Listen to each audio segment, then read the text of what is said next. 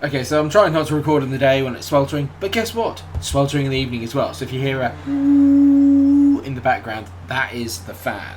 It's either that or I sit here and sweat buckets and you see me like, gasping for breath. Not too much different from what you're used to, I would hazard a guess. British summer. It's actually here.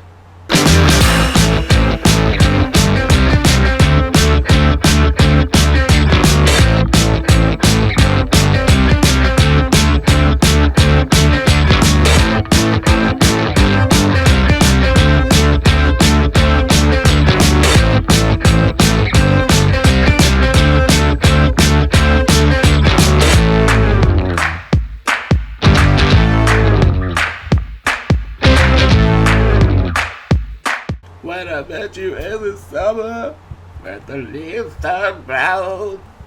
Always a song, always a song. Hello everybody, welcome to another episode of FM22 Non-League to Champions League. Billericay Town are in the top half of the Premier League. We are still there, and we're 2 points off of 5th. Oh mate, honestly, I have no idea what's going on, but I love it. I love it. I love it when I'm nasty. Basil the Great Mouse Detective. Brilliant Disney film. So since the last time we met, which was the demolition job against Tottenham, demolishing us rather, and then the 3-0 win against Fulham, things have been pretty decent actually, and not as bad as I thought it would be over that kind of Christmas period where we played City, Arsenal, Newcastle and Liverpool. We lost 3 of those games, but we did draw with Newcastle, so that's 2 draws against them this year. Not bad at all, both 0-0s, excellent. We beat Chelsea. It's our first real scalp of the series. It was brilliant. Penkov finally got on the score sheet, and along with Marcel Juric, who's began to get a few more goals into his game as well. And that's the game that we're literally coming in straight off of the back of. So today we're going to be playing City in a trip to the Etihad, and then we're going to go away to struggling West Brom at the Hawthorns just after the January transfer window. So you will also see that it is deadline day in January. There has been some movement in this transfer window. We bought in 2 players, and we've also got rid of 1 big player. That big player being Ben Wolbers.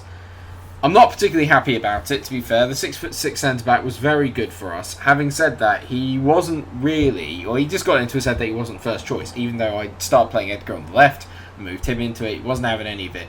So I've managed to sell him on to Burnley, which is a little bit disappointing, but we have made a big profit on him. We bought him for £5.5 million. I have now sold him on for 11 million. So we've doubled our money on it, basically, which is excellent news.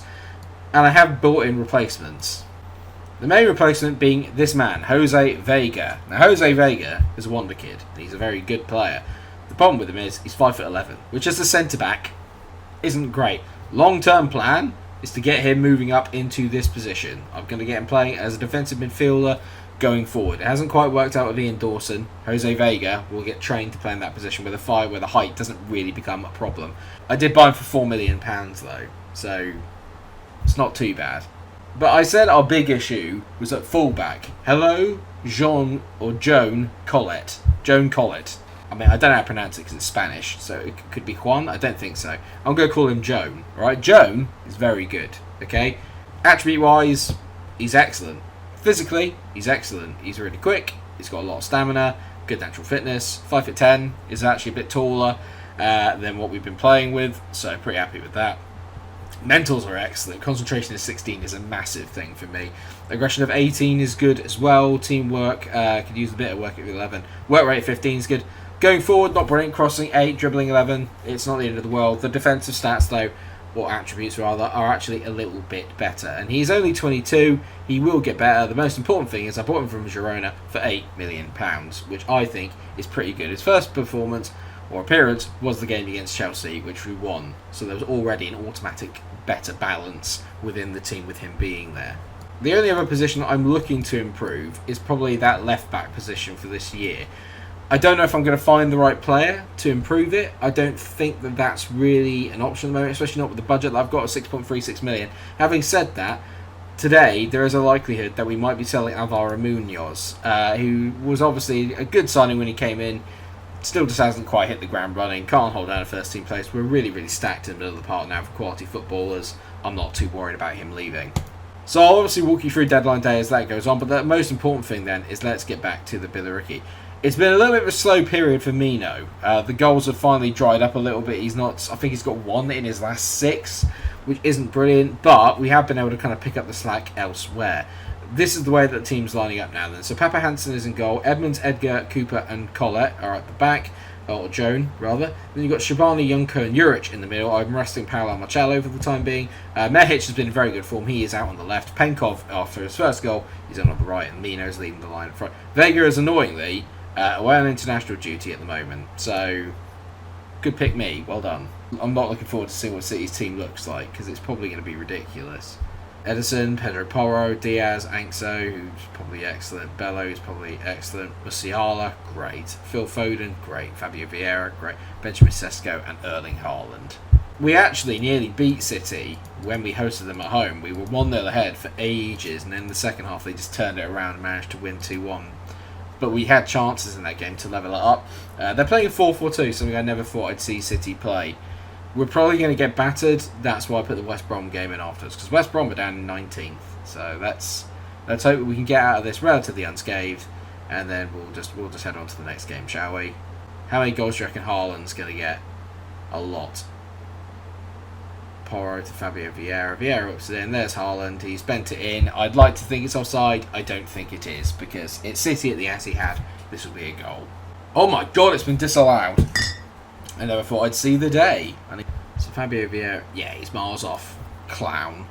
Oh, hello, we got a set piece. Junko whips it in. Penkov! Oh my God, we've scored. Pavlin Penkov has got his 2nd goal of the season. The 6'8" man, look at the size of him. The 6'8" powerhouse has put us 1-0 up at the Etihad. Junko's delivery is so good. Penkov, it's a brilliant header. He flicks it on the near post, and just after City have a goal disallowed, we go up the other end and score from a set piece, something I never thought I would see. We're genuinely challenging for European places. With 2, if it stands like this, we're going to be 2 points away from the safety mark of 40, which is crazy. Is it too soon to get into Europe? I don't know. Obviously it feels like it is. You can't just kind of come into the Premier League and then be like, right, okay, we stay out one season, right, we're going to go and challenge for Europe now. It just doesn't make any sense whatsoever. You'll be happy to know as well that Steven Gerrard's taken control of Liverpool. Martinez didn't last too much longer. And then Stevie's first game was against me. Guess what? He beat us 5-1. Cheers, Steve. I can see the run there from Bello. Bello on the ball. Gives it to Musiala. Great tackle there by Cooper. Nearly broke his leg, but that's not. Foden whips it in. Oh, good header. Mehic. Awful header. Vieira. Back to Porro. Revea. Back to Fabio Vieira. It's that same ball into Jamal Musiala. That's onside. Jamal Musiala's definitely scored there. That's got to be onside.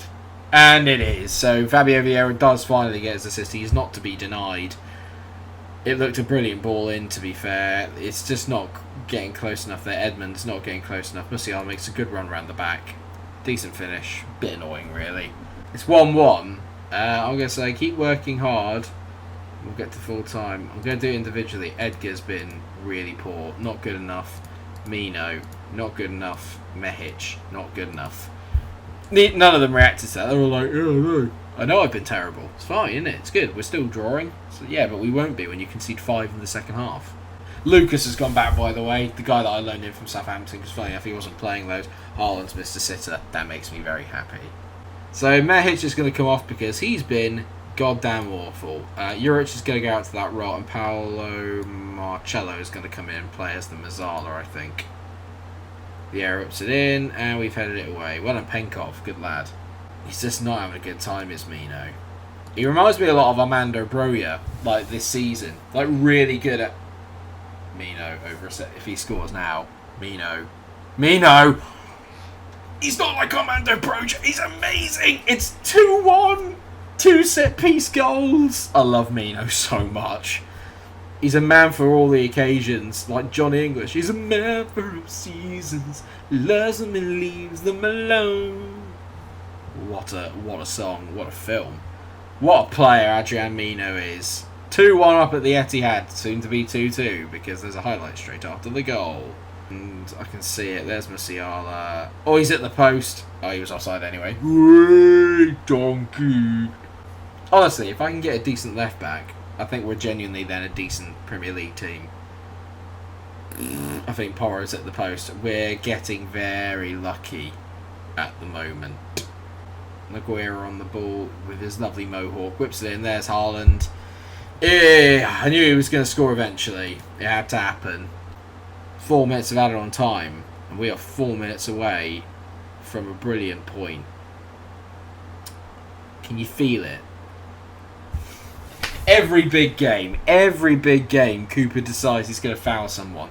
It's not a foul. Haaland's tripped over himself. I now know what people mean by the big team bias. It's an absolute nonsense. Of course it's Haaland. Haaland, 3-2 City. I've been absolutely robbed. City getting penalties at the Etihad. Never in a million years. For absolutely nothing. Not at all. Ridiculous. Haaland buries it. I feel sick. We've been absolutely... Well, I can't say we've been robbed. You look at the stats. You did yourselves proud, lads. We were literally 30 seconds away from a massive point. I can't believe that. What a joke decision. The referee's obviously corrupt. Well, we've got deadline day to get through first, so let's do that. I think the good thing is that ultimately now I've already achieved what we needed to this season, which was to keep us up again. It's just the fact that there's no left backs out there that I think are worth buying, that are better than what I have. I mean, I could go for this guy, who I have to admit he looks really good, but I don't know if he's going to be of sufficient quality. Do you see what I mean? I don't. So if I compare Michael Edmonds to this chap, Milos Rak, he's quicker, he's better going forward, but defending wise, Edmonds is better in every category. Edmonds is also 25 years old. This guy's only 20. He's nearly as good as him. He is 6 foot though.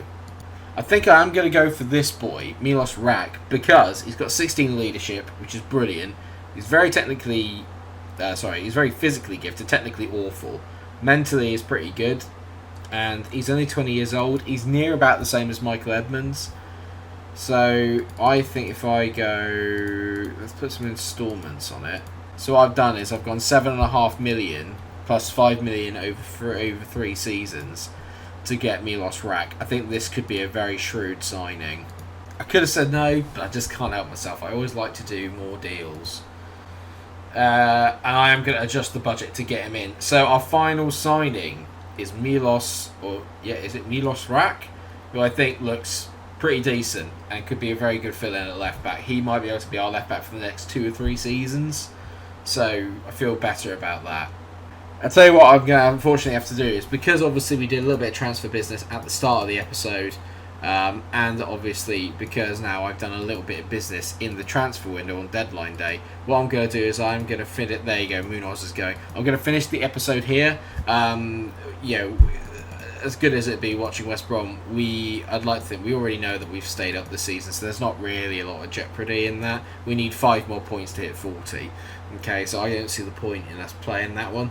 What we will do then is we'll come back for games against. Let's come back for games against some of the teams that we're not really predicting to have done that well. Right, so let's come back against Southampton, who are a bit of a surprise package, and Leicester, and then that means that we can finish off the season at home to Bournemouth. So yeah, I'll come back for Southampton and Leicester, which is in sort of like the April time, because I mean I'm trying to whiz through the seasons while we're building the squad to kind of get us towards the higher echelons of the Premier League. If there's a real chance that we can get into Europe, which I doubt, then we might obviously fit a few more episodes in for this season, but I really doubt that. So at the moment, the plan is to come back for Southampton and Leicester. Thank you so much for watching today's episode. I hope you have enjoyed it, apart from the farcical decision by the referee at the end of the City game. What do you make of our new signings? Let me know down in the comment section. Thank you so much for watching. Make sure that you guys take care of yourselves, as always. Please like, share, and subscribe, and until I see you again, take care, everybody. Stay